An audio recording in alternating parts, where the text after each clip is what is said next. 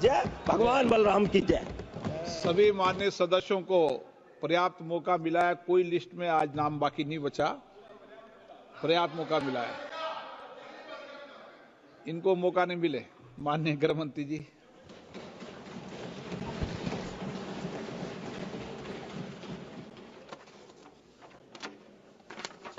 माननीय अध्यक्ष जी,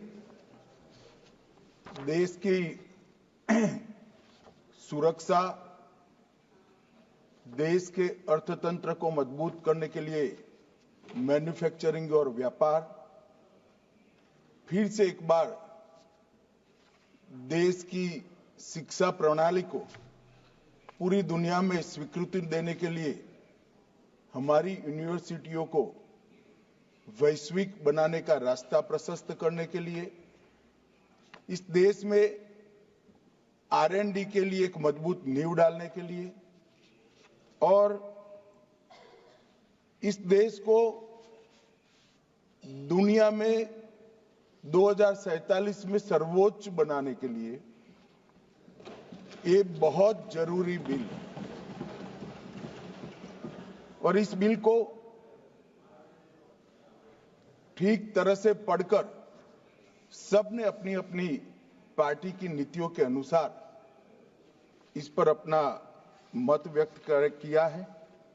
मनीष जी से लेकर कुल 30 सदस्यों ने अपने विचार इसमें रखे हैं। मान्यवर, बिल लाने का मुख्य मुद्दा वो है कि इमिग्रेशन एक प्रकार से आइसोलेटेड मुद्दा नहीं है। देश के कई मुद्दे इसके साथ जुड़े हुए हैं और कई प्रकार के मुद्दे डायरेक्टली नहीं तो इनडायरेक्टली इसके साथ जुड़ते हैं। हमारे देश की सीमा में कौन आता है, कब आता है, कितनी अवधि तक आता है और किस उद्देश्य तक आता है, ये जानने का अधिकार इस देश की सुरक्षा के लिए बहुत जरूरी है और ये कोई नया विचार नहीं है। आगे मैं बताऊंगा, कई सालों से अधिकार अलग अलग कानूनों में चित्रे पड़े थे। हमने एकत्रित कर यहां लाने का प्रयास किया है और ये विधेयक के पास होने के बाद संपूर्ण व्यवस्थित, एकीकृत और अप टू डेट लेखा जोखा हर भारत में आने वाले विदेशी नागरिक का रखने का काम होगा। ये मैं इस सदन को आश्वासन देना चाहता हूं और इसके माध्यम से ही देश का विकास भी हम सुनिश्चित कर पाएंगे। जो देश को विकसित करने के लिए आते हैं, व्यापार के लिए आते हैं, शिक्षा के लिए आते हैं, R&D के लिए आते हैं, वो सबका मैं स्वागत करता हूं और सुरक्षा को जो खतरे में डालेंगे उन पर हमारी कड़ी नजर भी होगी, निगरानी भी होगी। तो दोनों दृष्टि से मान्यवर, ये बिल एक प्रकार से हमारे सभी उद्देश्यों की परिपूर्ति करने वाला है और ये आज की बात नहीं है मान्यवर। चिर पुरातन काल से हमारे उपनिषदों ने वसुधैव कुटुंबकम का नारा पूरे विश्व में, जब कच्चा मांस खाते थे, वस्त्र पहनने का ज्ञान नहीं था, ऐसी अवस्था में दुनिया की कई सभ्यताएं जीती थी, तब हमारे मनीषियों ने उपनिषद का वसुधैव कुटुंबकम का कंसेप्ट हमसे सामने रखा। कई बार लोग सवाल उठाते हैं, ज्यादातर सामने की बेंच में बैठे हैं, कि अंतर्राष्ट्रीय कन्वेंशन के हम सिग्नेटरी क्यों नहीं। मैं आज इस बात का भी जवाब देना चाहता हूं कि अंतर्राष्ट्रीय कन्वेंशन को भारत ने सिग्नेटरी होने की जरूरत क्यों नहीं, क्योंकि भारत का ट्रैक रिकॉर्ड प्रवासियों के बारे में 5000 साल से स्पॉटलेस रहा है। इसलिए कोई पृथक शरणार्थी नीति की आवश्यकता नहीं। हमारी कई परंपराओं में, कई कानूनों में और कई प्रावधानों में इसका जिक्र किया हुआ। ये नीति तो उनको जरूर पड़ती है जो एक प्रकार से भौगोलिक सीमा से देशों की रचना हुई है। मान्यवर, हम तो जियो कल्चर देश है, भू सांस्कृतिक देश है, हम जियो पॉलिटिकल देश नहीं है। हमारी सीमाएं हमारी संस्कृति ने बनाई है और कई देशों तक इसको विस्तृत करने का काम हमारे पुरखों ने किया है। और भारत का शरणार्थियों के प्रति एक इतिहास रहा है। पर्सिया से आक्रांताओं ने भगा दिया, पारसी दुनिया में कहीं नहीं गए, भारत में आए और आज सुरक्षित रहे। दुनिया की सबसे माइनॉरिटी अगर कोई विश्व में सम्मान के साथ रहती है कोई देश में, तो मेरे भारत में रहती। इजराइल से भी यहूदी भागे तो भारत में आकर रहे। और अभी मोदी जी के कालखंड में भी आसपास के देशों से 6 प्रताड़ित समुदायों के नागरिक को भी सीएए के कर शरण देने का काम भारतीय जनता पार्टी। भारत ने सदा ही मानवता के प्रति अपने कर्तव्यों का निर्वहन किया है। इसमें हमें कभी कोई कानून की जरूरत नहीं पड़ी। हमारी ये परंपरा है, संस्कृति, इन्होंने ही हमें वसुधैव कुटुंबकम का मंत्र भी सिखाया, संस्कार भी दिया। और मान्यवर, दुनिया भर में सभी देशों में भारत से बाहर गए हुए प्रवासी और भारत से आए हुए प्रवासी, इनके दुनिया को समृद्ध करने के जो कंट्रीब्यूशन करने का जो रिकॉर्ड है, शायद ही कोई देश का होगा। मान्यवर, हेनसांग आए, हर्षवर्धन के शासनकाल में आए, बौद्ध धर्म और भारतीय संस्कृति का अभ्यास कर चीन तक ले गए। मार्को पोलो आए 13वीं शताब्दी में, व्यापार और संस्कृति का अध्ययन कर पूरे यूरोप को समृद्ध करने का काम किया। इब्न बतूता आए 14वीं शताब्दी में, दिल्ली के न्यायाधीश बने।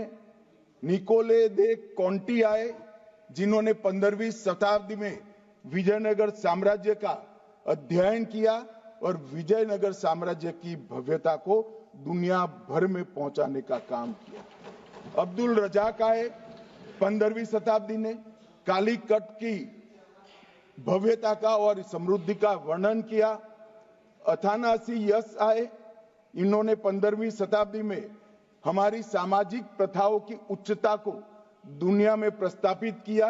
डुआर्टे बारबोसा आए, भारतीय समाज की जाति व्यवस्था का 15वीं और 16वीं शताब्दी में आकलन कर वो समाज को कैसे ताकत देती है, इसका पूरी दुनिया को परिचय कराया। और फ्रांसवा बर्नियर आए 17वीं शताब्दी में, जिन्होंने मुगल साम्राज्य का वर्णन कर पूरी दुनिया में ये संदेश दिया। इसी प्रकार से भारत से गए हुए प्रवासियों ने भी दुनिया भर को समृद्ध करने का काम किया है।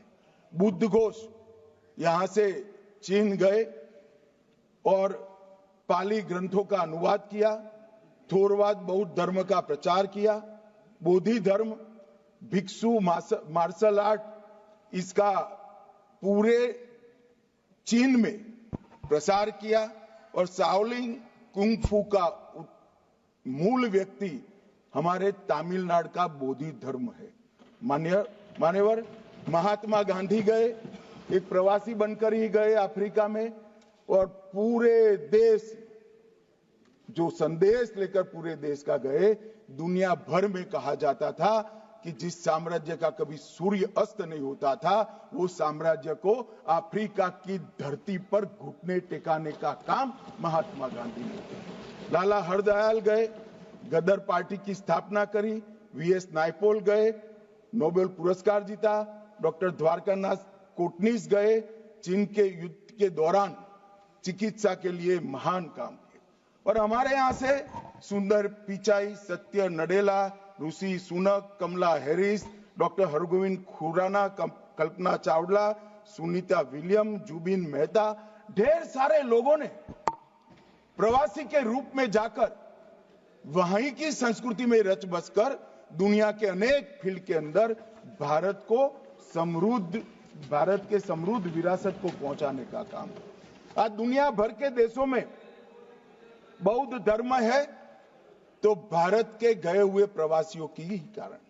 सम्राट अशोक के पुत्र महेंद्र और पुत्री संघमित्रा जब लंका गए, वहां पर उन्होंने बौद्ध धर्म का प्रचार किया और आज हमारे सांस्कृतिक रिश्ते लंका के साथ इसीलिए है। और हमारा डायस्पोरा मान्यवर 146 देशों में फैला हुआ है।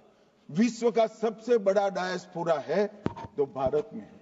और दादा कहते थे, जो देश समृद्ध होता है उसकी ओर दुनिया भर से लोग आते हैं, गरीबी की ओर से समृद्धि की ओर। दादा, ये सारे लोग जब यहां से गए तब भारत पूरे विश्व की जीडीपी पर 60% का कब्जा रखता था, तब गए। प्रवासियों के भ्रमण को देशों के आर्थिक मजबूती के साथ लेना देना नहीं है। वो कंट्रीब्यूट करना चाहते हैं पूरे विश्व की संस्कृति को, पूरे विश्व की शिक्षा को, पूरे विश्व के विज्ञान को, और इसलिए गए हैं। और आज लगभग 1,72,00,000 हमारे एनआरआई हैं। मान्यवर, इतना बड़ा डायस्पोरा और कोई देश का नहीं है। और इस सबके सुचारू रूप से आना जाना और उनकी सारी चिंताओं के निराकरण के लिए मैं आज ये बिल लेकर आया हूं। मान्यवर, आज हम सब जानते हैं कि विश्व छोटा हो गया है और ये 10 साल में हमारा अर्थतंत्र 11वें नंबर से 5वें नंबर पर पहुंचा है। पूरी दुनिया के अर्थतंत्रों की सूची में भारत एक ब्राइट स्पॉट बनकर उभरा है। भारत मैन्युफैक्चरिंग का हब बनने जा रहा है। उस वक्त हमारे यहां विश्व भर के लोगों का आना बड़ा स्वाभाविक है। हमारे इमिग्रेशन का स्केल और साइज दोनों मान्यवर बहुत बड़ा है और इसके साथ साथ शरण लेने की जगह अपने निहित स्वार्थ और देश को असुरक्षित करने वालों की संख्या भी बढ़ी है। अगर ये दोनों को संतुलित करना है, जो यहां सुचारू रूप से अपने देश के कानून के हिसाब से भारत की व्यवस्था को कंट्रीब्यूट करने के लिए आते हैं, व्यापार के लिए आते हैं, शिक्षा के लिए आते हैं, R&D के लिए आते हैं, लीगल सिस्टम को मजबूत करने के लिए आते हैं, वो सभी का स्वागत है मान्यवर। मगर मैं इतनी ही दृढ़ता से कहना चाहता हूं, चाहे रोहिंग्या हो, चाहे बांग्लादेशी हो, अगर यहां अशांति फैलाने के लिए आता है तो बड़े कठोरता के साथ उनके साथ मान्यवर व्यवहार। इसलिए ये नीति में उदारता के साथ साथ कठोरता की भी आवश्यकता है। हृदय में करुणा, संवेदना और देश के खतरों के प्रति सजगता दोनों रखकर, एक साथ रखकर ये नीति बनाई गई है। और ये दृढ़ प्रवासन नीति जो है हमारी मान्यवर, आज ये लेकर मैं आपके सामने उपस्थित हुआ हूं। मान्यवर, हम सब जानते हैं नरेंद्र मोदी जी के 2 बड़े संकल्प हैं, जो केवल भारतीय जनता पार्टी के नहीं, केवल एनडीए के नहीं, देश की 130 करोड़ की जनता के संकल्प बने हैं।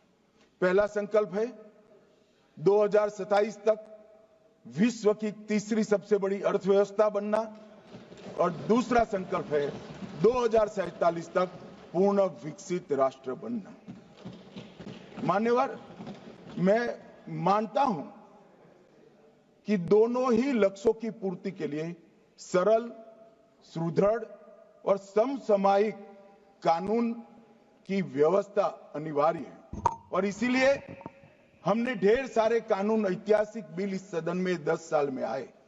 3 नए आपराधिक कानूनों को इस सदन ने पारित किया, सीए के कानून को पारित किया, 39,000 कॉम्प्लायंस को खत्म कर ईज ऑफ डूइंग बिजनेस की वृद्धि के कानून को हमने पारित किया। आईबीसी के कोड 2016 बैंक मर्जर उसके माध्यम से एनपीए को समाप्त करा। 2017 में पूरे देश के इतने बड़े देश के 32 बिक्री करों को समाहित कर एक जीएसटी को रोल आउट करने में हमारी सरकार को मान्यवर सफलता मिली। यूएपीए कानून और एनआईए एक्ट में संशोधन किया और मान्यवर जो हमारे संविधान निर्माताओं का स्वप्न था, इस देश में एक विधान, एक निशान और एक प्रधान हो, धारा 70 को भी इसी सदन ने निरस्त करने का काम। ये 10 साल के अंदर हर क्षेत्र के हर कानून को हमने मजबूत करने का काम किया है। आज मैं जब यहां आया हूं तब ये बिल को लेकर आया हूं, तो इस बिल के हमारे तीसरे नंबर के अर्थतंत्र बनाने का स्वप्न भी इससे पूरा होने वाला है। नई शिक्षा नीति में हमारी यूनिवर्सिटियों को ग्लोबल यूनिवर्सिटी बनाने का स्वप्न भी इससे पूरा होने वाला है।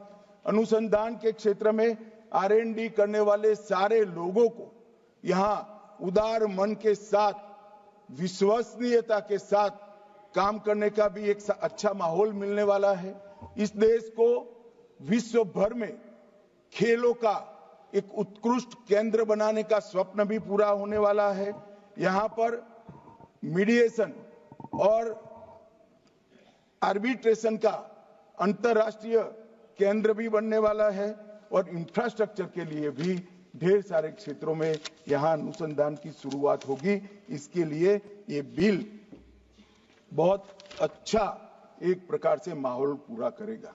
मान्यवर, ऐसा नहीं है कि अभी कोई व्यवस्था नहीं है। अभी 4 अधिनियमों में ये पूरी व्यवस्था छूट-फूट बटी हुई है। 4 अधिनियमों में कई सारी व्यवस्थाओं का ओवरलैपिंग भी है और 4 अधिनियम होने के बावजूद भी कई सारे छिद्र भी रह चुके हैं। ये एक ही विधेयक ये 4 अधिनियमों को निरस्त कर एक कानून आएगा जो सारे छिद्रों को भरने का काम भी करेगा और जो रिपीटेशन है उसको भी समाप्त कर देगा। और हमारा जो लक्ष्य है 2047 तक विकसित भारत बनाने का लक्ष्य, दुनिया में हर क्षेत्र में सर्वप्रथम बनने का लक्ष्य, वो लक्ष्य की पूर्ति में ये आगे जाएगा। मान्यवर, 2047 के हमारे लक्ष्य के अंदर एक सशक्त अप्रवासन नीति का बहुत बड़ा महत्व है और ये जो विधेयक है अप्रवासन एवं विदेशियों विषयक विधेयक 2025, ये हमारी प्रणाली को सिंप्लीफाई करेगा, स्ट्रीमलाइन भी करेगा, सिस्टमेटिक बनाएगा और सुरक्षित मतलब सिक्योर भी करेगा। इसके साथ साथ ये ट्रांसपेरेंट भी बनेगा, ट्रैक ड्रिवन भी बनेगा, टाइम बाउंड भी बनेगा और विश्वसनीय ट्रस्टवर्दी भी बनेगा। ये सारे तत्वों का 3 साल के गहन विचार के बाद गृह मंत्रालय में विधेयक को डिजाइन किया गया है। मान्यवर, इसको फौरी तौर से राजनीतिक कारणों से विरोध नहीं करना चाहिए। मान्यवर, इसमें भारत में आने वाले यात्रियों का डेटाबेस तो ऑटोमेटिक बन ही जाएगा। भारत के टूरिज्म पोटेंशियल और टूरिज्म के क्षेत्र की बहुत बड़ी वृद्धि होगी। अनेक तरह के टूरिज्म जैसे medical tourism, eco tourism, heritage tourism, business tourism, hospitality sector और ग्लोबल ब्रांडिंग भारत की बढ़ाने में ये बिल बहुत महत्वपूर्ण भूमिका निभाएगा, इसका मुझे विश्वास है। निवेश और रोजगार के क्षेत्र में भी इससे बहुत फायदा होगा, जीडीपी को बढ़ाने में भी बहुत फायदा होगा और मान्यवर, आजादी के 75 साल के बाद आज भारत का सॉफ्ट पावर पूरी दुनिया में डंका बजाने का काम किया है, वो गति और भी तेज हो। जब मैं सॉफ्ट पावर की बात करता हूं तब हमारा योग, हमारे उपनिषद, हमारे वेद, हमारी आयुर्वेद और हमारी ऑर्गेनिक खेती की सिस्टम, ये आज पूरी दुनिया इसके पर बड़ी आशा की नजरों के साथ देख रही है। रोगों का दमन करने की जगह रोग न हो ऐसा मानव शरीर बनाना, ये हमारा बहुत पुराना विचार था, जो आज पूरी दुनिया को आकर्षक लगता है कि रोग होने के बाद इसका दमन करने की जगह इसको आने ही न दे, इस प्रकार की जीवन पद्धति को विकास करेगा। सुरक्षा के दृष्टिकोण से विदेश से ड्रग कार्टेल, घुसपैठियों की कार्टेल और हथियारों का और एक प्रकार से देश के अर्थतंत्र को खोखला करने वाला हवाला व्यापार करने वाले, ये सभी को इसके अंदर हम समाप्त करने की भी व्यवस्था एक प्रकार से करेंगे। और मान्यवर, ये जब मैं विधेयक लेकर आया हूं तब मैं इस महान सदन को बताना चाहता हूं कि 4 विधेयक को जिसको ये रिप्लेस करेगा, उसके पासपोर्ट एक्ट में यात्रा दस्तावेजों की पासपोर्ट और वीजा की जो आवश्यकता है इसको पुख्ता करेगा। विदेशियों का पंजीकरण अधिनियम 1939 उसको भी और पुख्ता करेगा। विदेशी अधिनियम 1946 इसको अवैध रूप से रह रहे विदेशियों को प्रतिबंधित करने का केंद्र में रखकर कानून को अंदर बदलाव किया गया है। और कुछ विशेष रोजगार के क्षेत्र में या विशेष गतिविधियों से में भारत को भागीदार बनाने की दृष्टि से जो आते हैं उनके लिए व्यवस्था भी की है। कानूनी प्रावधानों के साथ साथ उल्लंघन पर दंडात्मक कार्यवाही भी हमने इसके अंदर समाहित करी है। और अप्रवास अधिनियम 2002 इसमें विदेशियों को लाने में वाहकों की जिम्मेदारी बिल को भी हमें इसमें थोड़ा परिवर्तित कर पुनर्स्थापन किया है। मान्यवर, ये तीनों बिल 1920, 1939 और 1946 ये देश आजाद होने के पहले ब्रिटेन की पार्लियामेंट में बने थे। आज हमारी पूरी अप्रवासन नीति नए भारत की नई पार्लियामेंट के अंदर बनने जा रही है। एक ऐतिहासिक बात, हमारे देश की इतनी महत्वपूर्ण नीति जो देश की सुरक्षा भी सुनिश्चित करती है, व्यापार भी सुनिश्चित करती है, विकास भी सुनिश्चित करती है, वो विदेश की पार्लियामेंट में बनी थी और विदेश के सांसदों ने इस पर हमारे भले की चिंता की थी।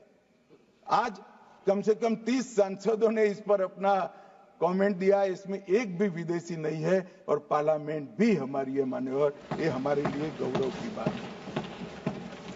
मान्यवर, ये प्रथम और द्वितीय विश्व युद्ध की आपाधापी में ये बनाया गया था और अंग्रेज सरकार के हितों के रक्षण के लिए बनाया गया था। ये एक विकसित भारत की स्पर्धा, एक दौड़ शुरू होने के बाद अमृत काल के प्रथम चरण में बनाया गया है और भारत के हितों के लिए मान्यवर इसको बनाया गया है। ये चारों नियमों में अंतर्निहित निरंतरता और उद्देश्यों की समानता के साथ ढेर सारे ओवरलैपिंग थे, इसको हमने कम किया है। एजेंसियों के बीच में समन्वय की कमी को भी समाप्त किया है। डेटा प्रबंधन और सत्यापन दोनों की जटिलता को भी हमने समाप्त कर दिया है और दस्तावेजीकरण की दोहरी प्रक्रिया को भी हमने समाप्त कर दिया। कानूनों के बीच में जो विरोधाभासी प्रावधान थे, जो एक कानून में ठीक थे दूसरे कानून में ठीक नहीं थे, वो समाप्त कर अधिकारों के क्षेत्र की स्पष्टता भी हमने कर दी है। यात्रियों और अधिकारियों के लीगल कंफ्यूजन को एक साथ एक ही बिल चारों बिल के लीगल कंफ्यूजन को, कानूनों के लीगल कंफ्यूजन को समाप्त कर देगा और एक ही अपराध के कई दंड कई जगह पे अलग अलग कानून में थे, इसको भी स्ट्रीमलाइन कर एक ही कानून में लाया गया है। मान्यवर, ये व्यापक कानून अनुपालन के बोझ को भी बहुत हल्का करेगा। मान्यवर, मैं इस बिल की मुख्य प्रावधानों पर बात करना चाहता हूं। भारत में प्रवेश, ठहरने और बाहर जाने के लिए वैध यात्रा दस्तावेजों की अनिवार्यता को हमने आवश्यकता यहां पर ठीक कर दी। अप्रवासन ब्यूरो का गठन हुआ है। भारत में प्रवेश और ठहरने की अनिवार्यता आवश्यकताओं का उल्लंघन करने वाले किसी भी व्यक्ति को गिरफ्तार करने की शक्तियां भी इस कानून के अंदर हमने दी। भारत से किसी विदेशी को हटाने की भी शक्तियां दी है। आवास, विश्वविद्यालयों, शैक्षणिक संस्थानों, अस्पतालों, नर्सिंग होम आदि के नियामकों द्वारा विदेशी अगर वहां पर पढ़ता है, अस्पताल में दाखिल होता है, तो इसकी सूचना ऑनलाइन ही देनी है। भाई जब आप केस बना रहे हो तो ऑनलाइन एक सूचना देने में क्या आपत्ति है? कोई कहां रह रहा है इसका ट्रैक तो रहना चाहिए। और विदेशियों को भारत में लाने वाले वाहकों की बाध्यता को भी यहां सुस्पष्ट कर दिया गया है और उल्लंघन के लिए दंडात्मक प्रावधान भी किए गए हैं और कुछ अपराधों को कंपाउंडिंग कर सरल भी बनाया गया। एक प्रकार से आज के समय के अनुकूल प्रावधान बनाने का खुले मन के साथ यहां पर काम किया गया है। मान्यवर, जो प्रावधान हटाए गए, विशेषकर राष्ट्रमंडल देशों की जगह निर्दिष्ट देश रखा है।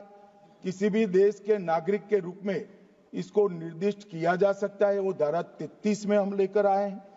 पासपोर्ट अधिनियम 1920 में एक से अधिक बार उल्लंघन पर दोहरी सजा थी, अब इसको हमने बदला है और विधेयक में विभिन्न अपराधों के लिए बढ़े हुए वित्तीय दंड को कंपाउंडिंग का प्रावधान भी हमने मान्यवर किया है।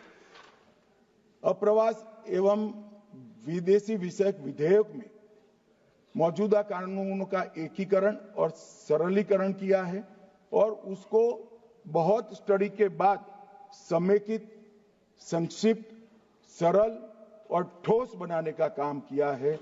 4 कानूनों में कुल मिलाकर 45 धाराएं थी, अब इस विधेयक में 36 धाराएं रहेगी, 26 पुरानी और 10 नई।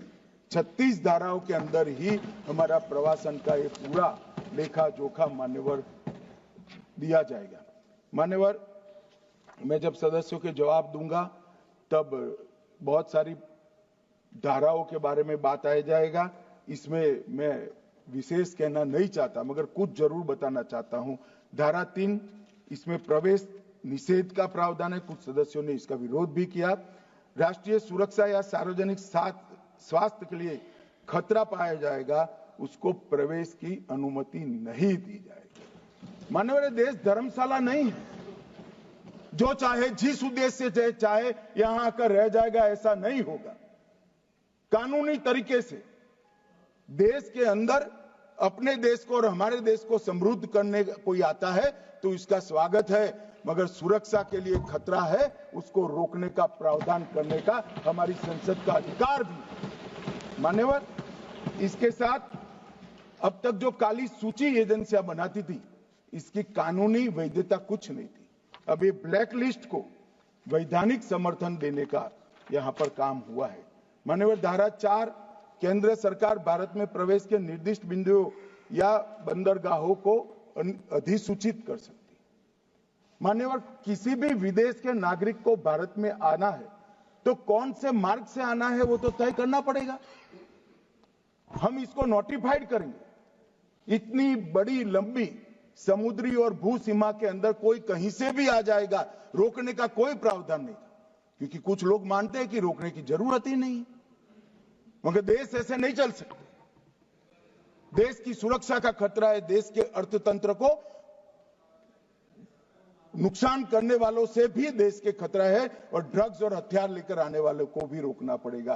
तो जो निर्दिष्ट किए बिंदुओं के बंदरगाह और विमानगाहों के अलावे कहीं से भी आएगा तो उसको चाहे भूमि सीमा हो, दरियाई सीमा हो या वायु सीमा, वो अधिसूचना के बगैर आएगा तो वो गैर कानूनी माना जाएगा।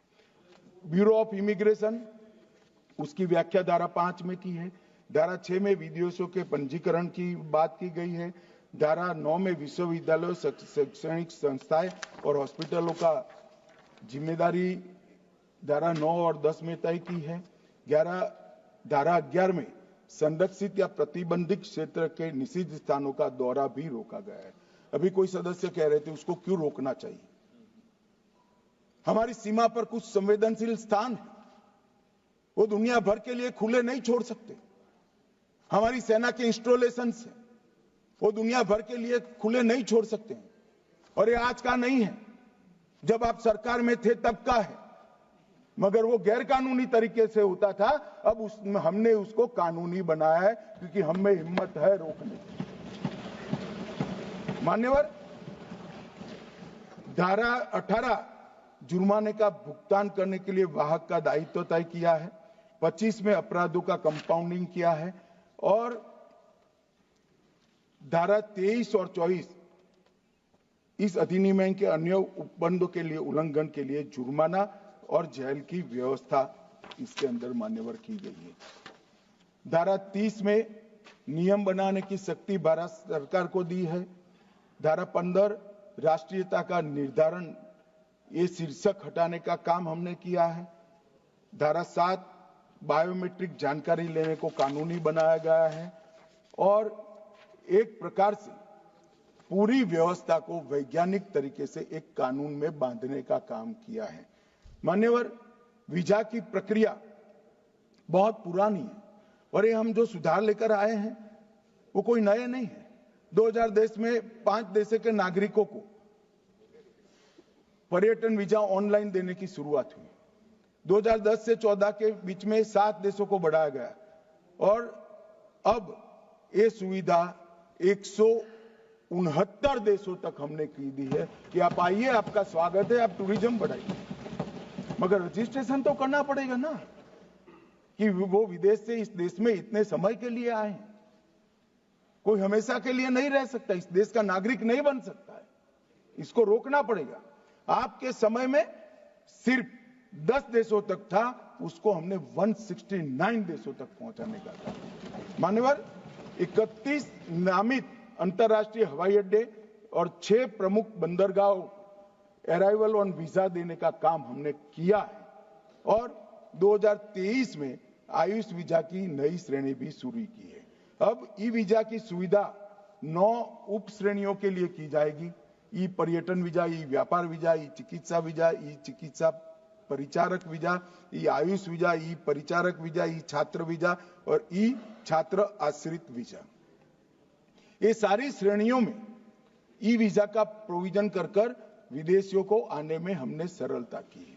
जो लोग कहते हैं कि रोकना चाहते हैं, हम रोकना इसी को चाहते हैं जिनके उद्देश्य ठीक नहीं है।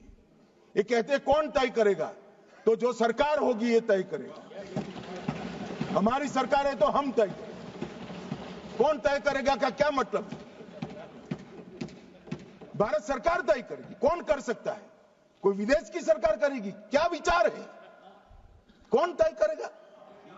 भारत सरकार तय करेगी, क्योंकि हम भारत सरकार में है तो हम तय करेंगे। मान्यवर, आयुष वीजा, इसकी श्रेणियों की भी संख्या बढ़ाई है और अवैध प्रवासी और ओवरस्टे की निगरानी के लिए अप्रवास वीजा और विदेशी पंजीकरण के ट्रैकिंग की एक सिस्टम IVFRT, इसको भी अब कानूनी आधार देने का काम किया है। मान्यवर, सभी अप्रवासन पोस्ट पर भारतीय मिशन FRRO और FRO, इसको एंड टू एंड एकीकृत सिस्टम से जोड़ने का काम हमने पूरा कर दिया है। देश भर के 750 से ज्यादा जिलों में DPM, जिला पुलिस मॉड्यूल पोर्टल भी हमने शुरू कर दिया है, जो फॉरेनर्स आइडेंटिफिकेशन पोर्टल के नाम से जाना जाता है। और हमने कई प्रकार की अप्रवासन चौकियों का आधुनिकीकरण के लिए भी योजनाएं लाए हैं। अब उसकी संख्या बढ़कर 114 हो गई है मान्यवर, और एक जमाने में 4 से 5 मिनट लगता था, अब 1.5 से 2 मिनट लगता है। और FTITTP फास्ट ट्रैक अप्रवासन विश्वसनीय यात्री कार्यक्रम, ये 8 प्रमुख हवाई अड्डों पर लागू किया है, जिसमें सिर्फ ऑनलाइन 30 सेकंड में आप आपका घर से भरकर आते हो, तो 30 सेकंड जो जाने का समय होता है वो भी होता है। इन्होंने कहा कि भाई इससे प्रवासियों की संख्या कम होगी। मान्यवर, 2014 में अप्रवासन चौकियां 83 थी, अब 114 है। हमने 37% बढ़ा है। ICP काउंटर 743 थे, आज 2278 है, 206% बढ़ा है। भारत में आने वाले व्यक्ति कांग्रेस के शासन के समय में 2,49,00,000 थे। ये 10 साल में 2024 के अंतिम साल में 14 में 2,49,00,000 थे। ये 2024 में 4 करोड़ लोग भारत में आए। भारत से बाहर जाने वाले व्यक्ति 2,59,00,000 थे। अब 4,11,00,000 लोग बाहर गए हैं और टोटल करें तो 5,08,00,000 आवाजाही थी, अब 8,12,00,000 हुई है। 59% की वृद्धि और किसी भी एक दशक में ये वृद्धि सबसे बड़ी है। और सबसे बड़ी नहीं, सब दशक का अगर हिसाब किताब करते हैं तो बहुत बड़ी वृद्धि 50% से ज्यादा वृद्धि एक ही दशक में हुई है। और ये हमें कह रहे हैं कि इससे कम होगा। माननीय, हम कम करना नहीं चाहते हैं, मगर जिनके उद्देश्य ठीक नहीं है उसको तो जरूर रोकना पड़ेगा, क्योंकि देश की सुरक्षा के साथ ये जुड़ा हुआ है। मान्यवर मनीष तिवारी जी ने प्रश्न उठाया कि धारा 3(1) का दूसरा प्रावधान अप्रवास अधिकारी के निर्णय के विरुद्ध अपील तंत्र प्रदान करने में विफल रहता है। मान्यवर, पहले से ही हमारे कानूनों में विदेशी नागरिकों को प्रवेश से वंचित रखने का अधिकार अधिकारियों के पास ही था। वीजा धारक को देश में किसी एक निश्चित बिंदु तक जाने देने का अधिकार भी अधिकारियों के पास ही था। किसी विदेशी को प्रवेश से वंचित करने का अधिकार भी मनमानी करेगा उनका डर है, मगर ऐसा होगा नहीं, क्योंकि इसको रोकने से पहले कई प्रकार की एजेंसियों के इनपुट के आधार पर ही रोका जा सकता है। पहले ऐसी कोई प्रथा नहीं थी 14 तक। हमने 14 के बाद आकर 2019 में एक प्रथा बनाई है। किसी को भी रोकना है तो ये 24 बिंदु का 360 डिग्री जांच कर ही रोका जा सकता है। उसको हमने इतने खुले अधिकार नहीं दिए। एक सदस्य ने कह दिया मान्यवर कि कांस्टेबल कक्षा का अधिकारी यह निर्णय करेगा। मैं सदस्यों को कहना चाहता हूं, निर्णय कांस्टेबल कक्षा का अधिकारी तो इस देश में फांसी की सजा वाले क्रिमिनल कानून का इन्वेस्टिगेशन भी एक हेड कांस्टेबल ही करता है, मगर एक नियम के तहत करता है। उस पर सुपरवाइजरी अथॉरिटी है, इसके ऊपर कोर्ट है, इसके ऊपर हाई कोर्ट है, इसके ऊपर सुप्रीम कोर्ट है। मान्यवर, तो फिर हम सबको भी क्या अधिकार प्राप्त है? संविधान बना, संविधान ने संसद सदस्य को व्याख्या की, हम चुनाव लड़े, जीत कर आए, कोई मंत्री बना, कोई विपक्ष का नेता बना, हम भी तो एक ही नागरिक है। मान्यवर, इस प्रकार के सवाल कैसे उठाए जा सकते हैं? ये कानून के तहत व्यवस्था है और किसी को कानून को हाथ में लेने का अधिकार नहीं है। मान्यवर, इस तरह से सोचने से, और अपील की बात करते हैं, ना अमेरिका में है, ना इंग्लैंड में है, ना जर्मनी में है, ना फ्रांस में है, कहीं पर अपील का अधिकार नहीं। कैसी अपील? कोर्ट में जाइए। देश की सुरक्षा का जहां प्रवास सवाल होता है और सारी एजेंसियों के परामर्श के बाद अगर किसी को रोकते हो, इसमें आपत्ति है, तो कोर्ट ही एकमात्र शरण होता है। इसकी कोई अपील वपील हो नहीं सकती मान्यवर। और मैं मानता हूं इसमें संविधानदत्त अधिकारों का कहीं पर भी उल्लंघन नहीं होता है। मान्यवर, इन्होंने कहा डैमेज पासपोर्ट का विवरण नहीं है। मनीष जी, आप इतने बड़े लॉयर हो, ये विवरण रूल्स में बनता है, क्योंकि डैमेज पासपोर्ट की व्याख्या अलग अलग प्रकार की घटनाओं के कारण निरंतर बदलती रहती है। एक प्रकार से पहले पानी में डूबकर पासपोर्ट हो गया, ये सारी घटनाएं जैसे ही होती है रूल्स बदले जा सकते, एक्ट नहीं बदला जाता। इसलिए हमने सेक्शन 30 में रूल्स बनाने के अधिकार दिए हैं। क्लॉज 33 कुछ विदेशियों पर लागू होता है, कुछ विदेशियों पर नहीं होता है। तो भारत के भले के लिए आता है, उस पर लागू नहीं होगा, और भारत को सुरक्षा को खतरा है, उन पर लागू होगा। बड़ी सरल बात है, इसमें क्या आश्चर्य होता है? मेरी समझ में नहीं आता है। मान्यवर सुधाकर सिंह जी ने भी इसी प्रकार के कुछ मुद्दे उठाए। विश्वविद्यालय और अस्पतालों पर बड़ा बोझ आ जाएगा। कोई बोझ नहीं आएगा। आज कोई विश्वविद्यालय ऐसा नहीं है जिसको ऑनलाइन इंफॉर्मेशन देने में तकलीफ हो। बिल भी ऑनलाइन बनता है, फीस भी ऑनलाइन स्वीकारी जा सकती है, तो एक रिपोर्ट ऑनलाइन नहीं भेज सकते कि मेरे विद्यालय में इतने विदेशी लोग पढ़ाते, इतने विदेशी लोग पढ़ते हैं। क्या आपत्ति है? क्यों छुपाना है? ये जानकारी लेने का भारत सरकार का अधिकार है मान्यवर, और ये तो देनी ही चाहिए मान्यवर। इसके साथ श्री सुखदेव भगत, उन्होंने बंगाल की बात की कि बीएसएफ घुसपैठियों को रोकने के लिए अक्षम है। मान्यवर, मैं आज बड़ा गंभीर उन्होंने आरोप लगाया है भारत की। माननीय सदस्यों, सभा की सहमति हो तो सभा की कार्रवाई इस विषय की समाप्ति तक बढ़ा दी जाए। माननीय गृह मंत्री जी। मान्यवर, आज मैं कई बार अलग अलग भाषणों में, अलग अलग जलसों में ये विषय उठा जाता है, बांग्लादेशी घुसपैठियों के लिए बीएसएफ क्या कर रही है, सेना क्या कर रही है। मैं आज वास्तविकता इस देश को बताना चाहता हूं, और मैं ऐसा करता हूं कि तृणमूल कांग्रेस के सारे लोग सदन को छोड़कर नहीं जाएंगे, ध्यान से सुनेंगे। मान्यवर, हमारी बांग्लादेश के सटी हुई सीमा, अब सुनिए भाई, हमारी बांग्लादेश से सटी हुई सीमा 2216 किलोमीटर है।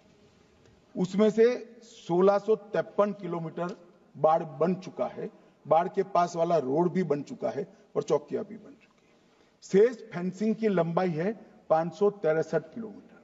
563 किलोमीटर सीमा आज भी खुली है, और शेष फेंसिंग जो 563 किलोमीटर है उसमें 112 किलोमीटर फेंसिंग ऐसी है, बॉर्डर ऐसी है जिसमें बॉर्डर फेंसिंग व्यवहारू नहीं, नाले हैं, नदियां हैं, ऊंची नीची पहाड़ियां हैं, जहां 112 किलोमीटर में फेंसिंग हो ही नहीं सकता, और 450 किलोमीटर जहां फेंसिंग होता है वहां बाकी है। अब मैं वो बताना चाहता हूं कि क्यों बाकी है।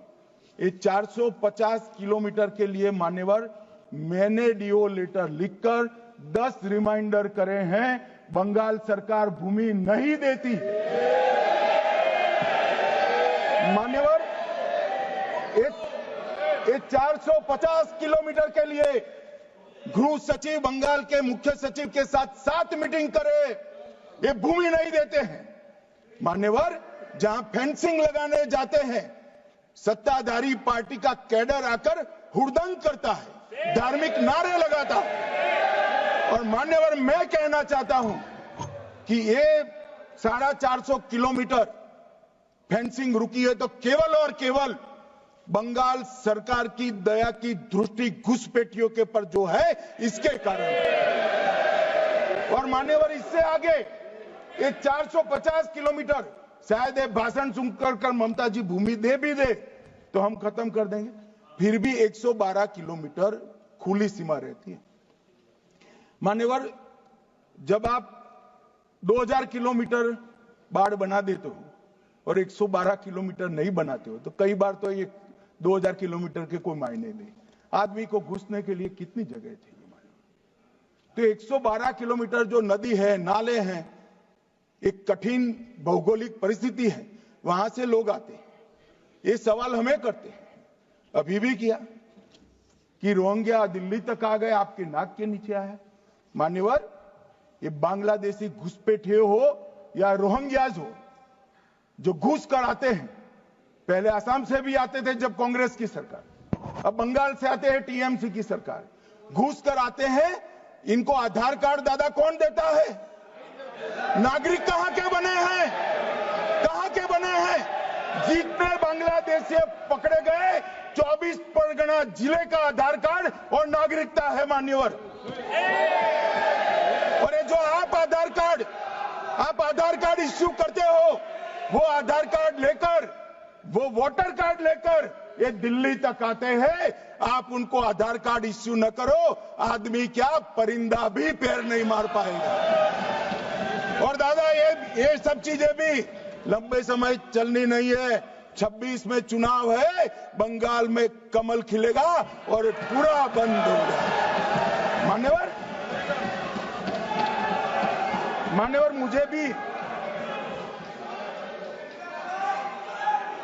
मान्यवर मैं आज कहना चाहता हूं,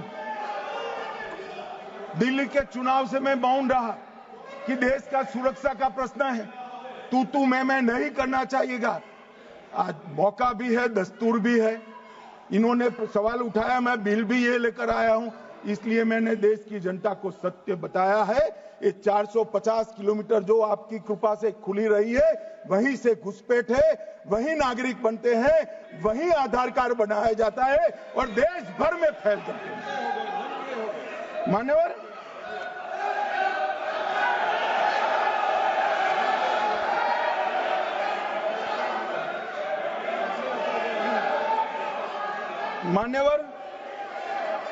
एक सदस्य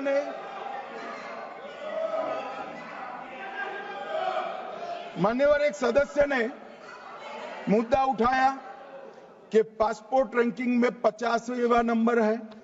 मान्यवर, ऐसा कोई सरकारी सर्वे नहीं है, एक निजी एनजीओ ने सर्वे कर दिया है। अब मुझे ये समझ में नहीं आता, इंडी अलायंस के नेता जब से राहुल गांधी बने हैं, सरकार के अधिकृत डेटा की जगह वो एनजीओ का ही डेटा खंगालते हैं। कई बार तो भाषण भी एनजीओ का दिया हुआ करते थे मान्यवर, और कई बार छापा बगैर का संविधान भी लहरा देते हैं। मुझे मालूम नहीं है क्या हुआ है इस देश को। कनिमोझी जी ने कहा कि इतने सारे तमिल शरणार्थी आए हैं, इसके लिए भारत सरकार की नीति क्या है। बहुत अच्छा मुद्दा मान्यवर, मेरा भी वो शरणार्थियों के लिए दिल इतना भी दुखता है जितना कनिमोझी का दुख। मगर उन्होंने कहा आपकी नीति क्या है। मैं नीति बताता हूं। 1986 से जो भारत सरकार का नीति है, और जब आप 10 साल यूपीए सरकार में थे, तब जो आपका नीति था वो ही हमारा नीति है। ये तो 74 से आए, अब 10 साल था, दयानिधि जी भी मंत्री थे, बालू जी भी मंत्री थे, कुछ नहीं किया। और हमें सवाल कर रहे हैं कि आपने क्या किया। भला आपने कर दिया होता तो हमारे लिए तो बारी ही नहीं आती। मान्यवर, तमिल शरणार्थियों की नीति में हमने फुल स्टॉप कॉमा का बदलाव नहीं किया है। जिस सरकार में डीएम के हिस्सेदार थी, वही नीति को हमने जस का तस अपनाने का काम किया है। अगर कुछ बदलाव करना है तो मुझे देखना, हम सोचेंगे। मान्यवर,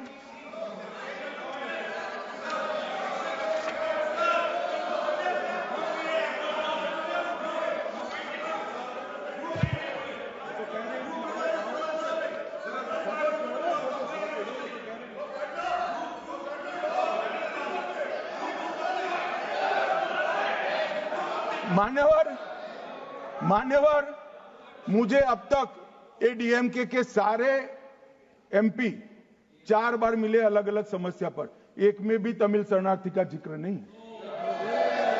और कहते हैं डू समथिंग। भाई आप तो कहते ना, हमने तो आपकी नीति पर चले, हम माने ये सच्ची होगी। अभी भी आप दीजिए, हम सोचेंगे इस पर।